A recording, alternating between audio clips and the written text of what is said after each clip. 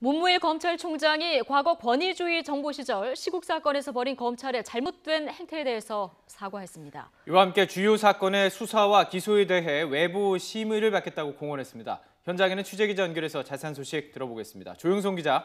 네, 대검찰청입니다.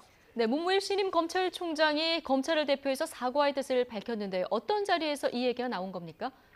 문무일 총장은 오늘 오전 10시 반쯤 대검찰청 대회의실에서 기자 간담회를 했습니다. 취임한 지 2주 만인데요. 이 자리에서 권위주의 정부 시절 시국 사건에서 적법 절차와 인권 보장의 책무를 다하지 못했다며 사과했습니다. 그 예로 지난 1960년, 70년대 국가 변란을 목적으로 북한의 지령을 받는 지하 조직을 결성했다며 언론인과 교수, 학생 등을 검거한 인민혁명당 사건과 재심 절차를 거쳐 수사가 잘못됐다는 판결을 받은 약촌오거리 사건을 들며 사과했습니다. 국회를 비롯해 여러 기관을 방문하며 검찰이 제대로 처리하지 못한 사건을 지적하는 얘기들을 들었다고도 말했습니다. 그러면서 문 총장은 앞으로 투명한 검찰, 바른 검찰, 열린 검찰의 모습으로 변화해 나가겠다고 공언했습니다. 이 변화 이야기 해주셨는데 검찰이 앞으로 어떤 방법으로 변화하겠다 이런 방안도 내놨죠?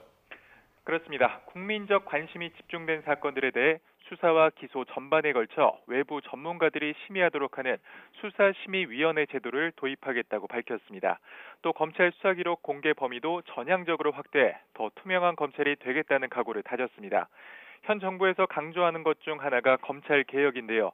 문 총장은 사회 각계의 여러 전문가를 모아 검찰개혁위원회를 새롭게 발족하고 이를 지원할 검찰개혁 추진단을 설치하겠다고 말했습니다. 또 스스로 바른 검찰이 되겠다며 검찰 공무원 비리 감찰과 수사를 외부로부터 점검받겠다고 제안했습니다. 수사 패러다임을 전환하겠다며 기존의 문답식 조서에 의존하는 것을 줄이고 물증 중심 수사를 강조하기도 했습니다. 검찰 특별수사에 대한 변화도 예고했는데요. 검찰이 직접 수사하는 것에 대해 그 양을 줄이는 것으로 의견이 모였다며 투입되는 검사의 수도 상응하는 변화가 있을 것이라고 설명했습니다. 지금까지 대검찰청에서 YTN 조용성입니다.